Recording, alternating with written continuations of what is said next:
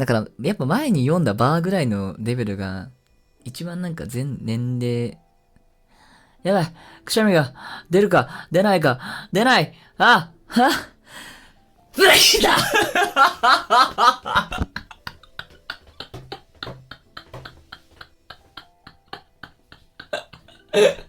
待って。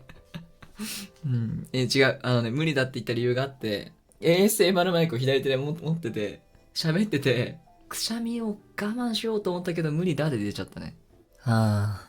やっぱ俺は、生きる切り抜きだね。生きる切り抜き。今日もまた作ってしまいましたか。たったくしゃみで。ご視聴ありがとうございました。チャンネル登録よろしくね。